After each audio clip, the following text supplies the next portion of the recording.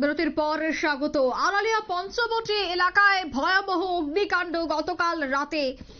জানা গেছে রাত প্রায় 2:30 নাগাদ এই ভয়াবহ অগ্নিকাণ্ড। 12টি দোকান সম্পূর্ণ ভস্মীভূত হয়ে যায়, 4টি গ্যাসের সিলিন্ডার ব্লাস্ট হয়, আর তাতেই এই আগুন বলেই জানা গেছে। ক্ষয়ক্ষতির পরিমাণ প্রায় 35 লক্ষ টাকার মতো হবে বলেই জানা গেছে। তবে অগ্নিকাণ্ডের সূত্রপাত কিভাবে তা এখনো পর্যন্ত জানা যায়নি, সম্ভব হয়নি।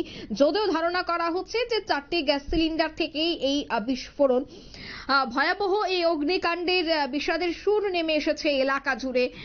আজ সকালেও পরিদর্শনে যান স্থানীয় নেতৃত্বরা।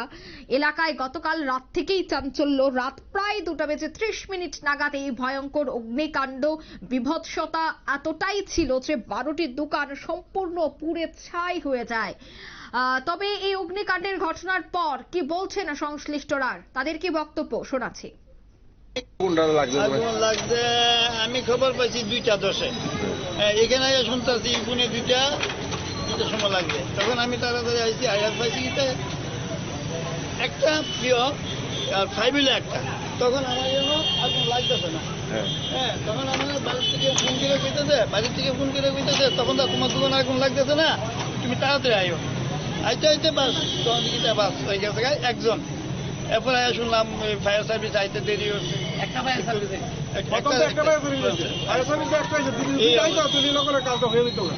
একটা লোকে যেই পরিষেবা দিচ্ছে তার কারণে এখান থেকে কি এখানে একটা লোকের পরিষেবা ফায়ার সার্ভিস আপনারা এই দোকানটি পাচ্ছেন, এই দোকানটি পরিষেবা খুব ভালো দিচ্ছে এবং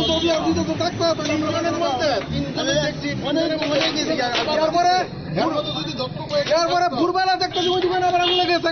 আমি তারা কইতেছি একটা ইঞ্জিন আসছিল, তারপরে কইতেছি বলে আপনারা এই ইয়ে আগুন লাগছে। এরা কোনো কর্ণবাদী করে না, ইয়ে নাই, আমরা স্টাফ নাই, গাড়ি নষ্ট, এই তারা এইভাবে কইতেছে। এরপরে আমরা পোলামান দিয়ে ঘুরে এসে পরে আগুনটা নিবেছি।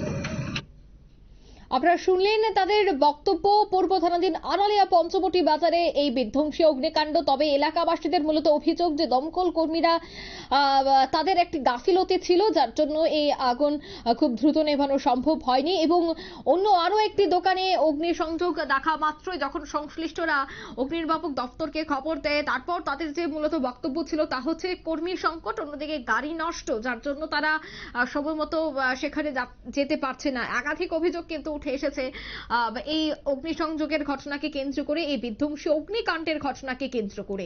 নিয়ে নিচ্ছে এই মুহূর্তে ছোট্ট একটি বিজ্ঞাপন বিরতির সঙ্গে থাকুন।